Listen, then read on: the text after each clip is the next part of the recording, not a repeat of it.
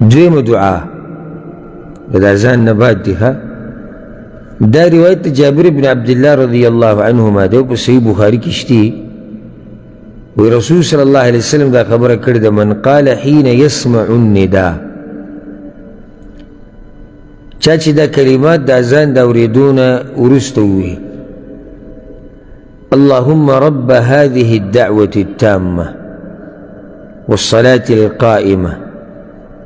آت محمدا الوسيلة والفضيلة وابعثه مقاما محمودا الذي وعدته. دا خو به تاسو ته یاد ان شاء الله. چا ته یاد؟ نابینو کسانو کې څوک نشته؟ مانده چې دوه ته ووایه اخره کې چې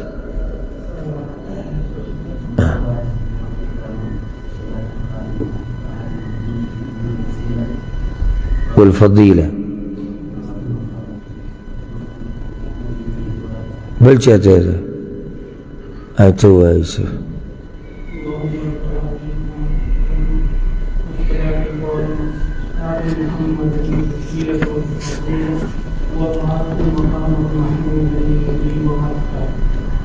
اللهم رب هذه الدعوة التامة اے اللہ چی تمالیکی دا دیر پورا دعوت دعوت سے تو ڈیٹم کسے دعوت تھی مانزت دعوت تھی والصلاة القائمة او داغا منسی ودریدون کے دے آتی محمدا الوسيلة والفضيلة ورکڑی محمد صلی اللہ علیہ وسلم تا وسیلہ او غروالی گراغا ذکر کی ذکر شیو کنچی جنت کی وہ مقام دے جاگر تو وسیلہ ویلے کی گی او رسول صلی اللہ علیہ وسلم جدا با اللہ یو خاص بندل ورکیو زما امید دے چی مال براکی نو مال غواری دا اللہ نا دا غزیر الوسیلہ والفضیل وابعثه مقاما محمودا او ورسی اغا یا ولیگ یا اغا مقام محمود تا الذي وعدت جتا وسر وعده کردی تا نور زینو کی دا وضاحت راگل ہے چلا مقام محمود اگر لوی سفارش تاویل کی چی رسول صلی اللہ علیہ وسلم بے کئی چی کل خلق دا قیامت پورستنگ شی دا قیامت دا گرمینا و دا سختونا ناگوی مشورو کی چی چاہتا ہوئی چی اللہ تا سفارشو کی چی حساب کتاب شروع کی نو آدم علیہ السلام خوالا بورشی بیا نوح علیہ السلام بیا ابراہیم علیہ السلام بیا موسیٰ بیا عیسیٰ علیہم السلام دا طول بت انکارو کی او بیا با دا رسول صلی اللہ علیہ وسلم خوالا ورشن آقا بایتوی چی زوی کوما نو بیا با یوگده سجده پریوزی او سمر پوری چی اللہ غواری نو آقا با دا اللہ حمد او سناوی دا غین بعد چی کل سر روچت کی نو اللہ بورتوی چی سا غواری آقا در کوئی چی چا بارکی سفارش کی آقا قبلو نو رسول صلی اللہ علیہ وسلم با اللہ تاوی چی اللہ حساب کتاب شروع کدا خلق تنگ شوی تھی دیتا مقام محمود ویلے کی یعنی آگا زی چی ستایلے شوی دی آگا مقام چی آگا ستایلے شوی دی دا اس گھٹ مقام دی چی پا طول مخلوقاتو کی یو مخلوق اللہ سر خبری کولیش دا گھٹ مقام دی چاچی دا کلماتوی حلت له شفاعتی یوم القیامة نو دا قیامت پور الزمان سپارش دا دا پارا واجب شو یا دا دی انسان سپارش زمان پا زیما دی پا معمولی خبر باندی تا سپارش دا رسول صلی اللہ علیہ وسلم نصیب کی دلتا یو دو خبری یوا لیکن مخی حدیث تیر شو چی وسیلہ جنت کی یو زیدی او رسول صلی اللہ علیہ وسلم زمان امید دی چی اللہ مال راکین و مال اغواری حدیث کی دادی ثم سلو اللہ لی الوسیلہ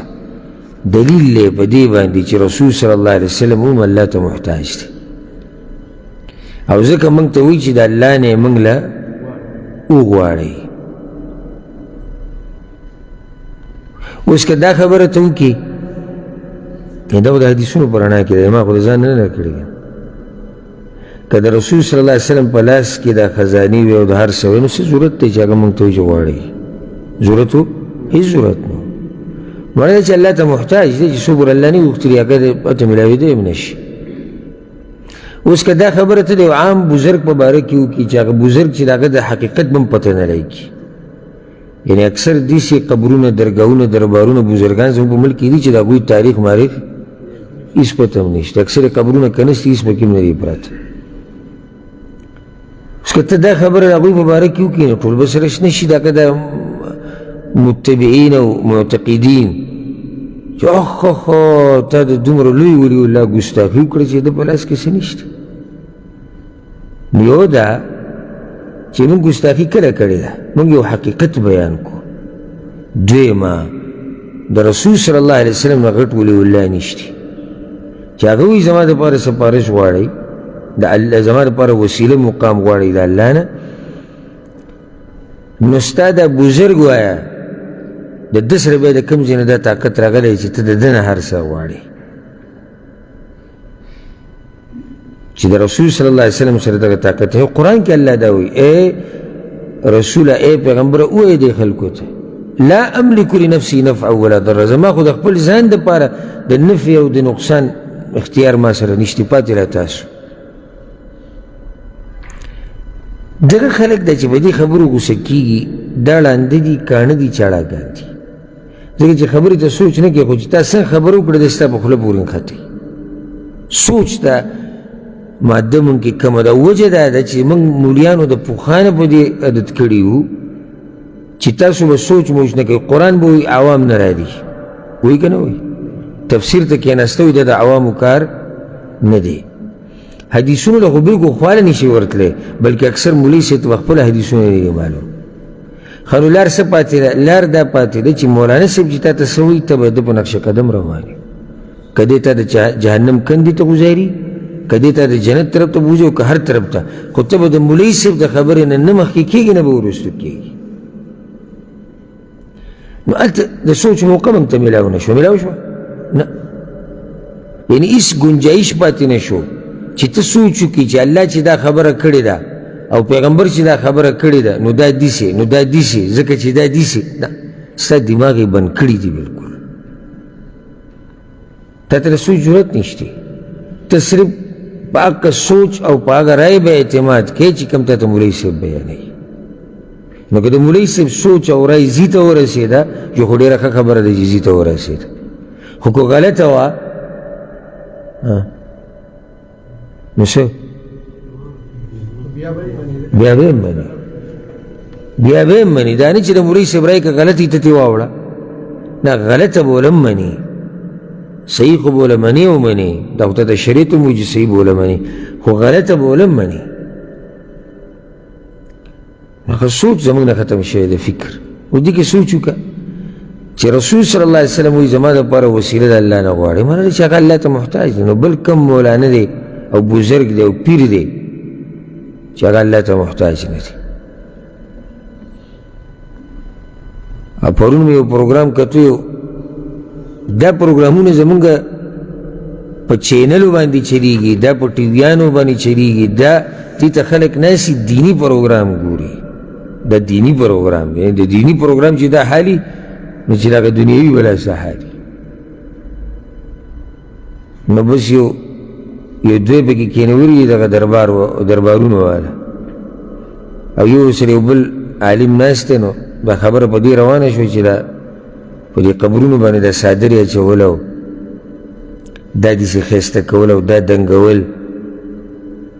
چې دا شریعت کې شتي او که نه دا دوه مولیان دي خو دغه دربارونو والا دي درګاهونو والا قبر پرست دي قبرونو والا دي هغه یو په دې باندې رد وکړو هغه خبر وکړه چې ګوره د دې خو څه دلیل نه میلاوي دا څادر یې ور اچول او دا قبرونه دنګول او دا ښه نو تاسو څه وایئ نو هغوی دې باره کې دلیل شتي د جابر رضی الله عنه بل مولوي صاحب ته دلیل موږ ته ووایي چې لکه موږ هم پوه یو دلایل راغلي دي دا هر مقام خو تفصیل نه دی خو روایت شتي په رسول الله باندې دروغ شو په جابر رضی الله عنه باندې دروغ شو او د امت عقیده خرابول شي د خپلې مسلې لپاره نو بیا خبره کوم طرف ته راته وکړه دې دپاره مې وکړه نو هغه مخامخ سړي ته وایي ته ولایت نه منې د نیکانو خلکو نه منې ته الله ولي الذين آمنوا أو ألا إن أولياء الله لا خوف عليهم ولا هم يحزنون إنما وليكم الله ورسوله والذين آمنوا. دا نه ولې هغوی دا اوس منمه تر لاړې کم ځای ته دا منمه زه خو د دې اولیاء الله په قبرونو باندې دا صادرې او دا دنګ دنګې ابادۍ د دې څه دلیل دی؟ نو هغه ورته بیا ووایي چې دلیل به موږ هغه چا ته بیان کړو چې د چا د بزرګانو سره محبت وي. که تا ته موږ 100 دلیل بیان کړو ته یې منې؟ ستا محبت نشته د اولیاء الله سره، موږ سره خپل وخت ضایع کړو تا ته دلایل بیانو. نو دا نوي طریقه راووته ښه میډ ان پاکستان 2022 دلیل به هغه چا ته بیانې چې هغه د بزرګانو سره محبت کوي. او چې محبت نه کوي ستا په عقیده کې خو دلایل ورته بیان کړه واړوه دې محبت ته که نه نو څه پیدا که زه تا ته 100 دلایل بیان کړم چې په قبر باندې څادر اچول جایز دي او قبر دنګول شتي او قبر ښکلول شتي نو ته خو لوی ګستاخ یې ته به یې منې نه سله ټیم ضایع کړو. نو دا بله طریقه راووته. اوس عوام به څه وایي چې کوم جاهل عوام دي او د دې قسمه خلکو نه متاثره دي هغه وایي چې وګوره اولیاء الله خو دوی نه مني. اوس ده د سره د عقل چلولی نه دی چې هغه سړي خو یو پورې هم دا نه دي ویلي چې اولیاء الله نشته، نه دا ویلي دي چې اولیاء الله کمې مرتبې والا دي، نه یې څه ګستاخي کړې او صرف دومره وي چې دوی به د قبرونو د صادرې اچول، د قبرونه ورله ښکلول، د دنګول د قبرونه دا په کوم ځای کې راغلي دي؟ نو لږ د عقل استعمالوي ښه عقل استعمالوي قرآن او حدیث باندې د پوهېدو دپاره چې ځان پرې پوه کړئ سوچ وکړئ. ځکه الله قرآن کې اکثر اواز چا ته کړی دی؟ عقل خاوندانو ته. هر ځای کې لآیات لقوم یعقلون لأولی الابصار ور اشاره دې طرف ته چې رب العالمین زموږ دا غواړي چې موږ سوچ وکړو، فکر وکړو، عقل استعمال کړو، دا نظر استعمال کړو، دا غوږ استعمال کړو، دا زړه استعمال کړو په حق باندې د پوهېدو دپاره. دا واضح دلیل دی چې رسول صلی الله علیه وسلم محتاج دی چا ته؟ الله ته. بیا وایي چې نوټ د اذان او اقامت منځ کې ځان لره ډېرې دعاګانې وغواړي ځکه چې دغه وخت کې دعاګانې قبلېږي. دا مسله مخکې تېره شوې چې دعاګانې کم وخت کې او کم ځای کې قبلېږي. موږ پکې یو ځای دا ذکر کړو د اذان او د اقامت منځ کې حدیث کې راغلي رسول صلی الله علیه وسلم وایي چې اذان او اقامت منځ کې چې کومه دعا وغوښتلی شي د الله قبلوي. او د افسوس خبره دا ده چې یو خو یو سړی ځان به رارسوي نه اکثر دې وخت ته لکه چې اکثر رامنډي وروسته وي چې کله جمع ولاړې نو دا وخت ورته لاړ دا وخت کیسه ختمه شوه. خو دا کوم چې راغلی دی جومات کې ناست دی نو دیوال ته ډډه لګولې ځکه چې غریب د دمي ځای له دلته راغلی او بېغمه ناست دی، نه نفلي مونځ دي، نه تحیة المسجد شته هغه 2 رکعته کوم چې د جومات حق دی، نه دعا شتي، نه تلاوت شتي، دقه شان ناست دی. او بیا د هغې نه غټ مصیبت چې ناست د الله په کور کې موبایل ګوري دغه ټیم کې. ځکه دې باب کې موږ د عربو نه ډېر شاته یو. د عربو د جوماتونو ته سړی ورشي که نه د اقامت نه مخکې نو دوی اکثر تلاوت کوي او دا بنګارې او به د جومات کې اورې اواز راځي نو موږ دا تلاوتونه نه کوي. که یو 2-3 پکې لګیایي ځان له هم دې ورته ګورې او پاڼه واړي او به یې شو یاره ورځي نه نو دې ټیم کې دعاګانې ښه قبلېږي. الله نه څه غواړي هغه ته وغواړه د اذان نه وروسته او د اقامت نه مخکې.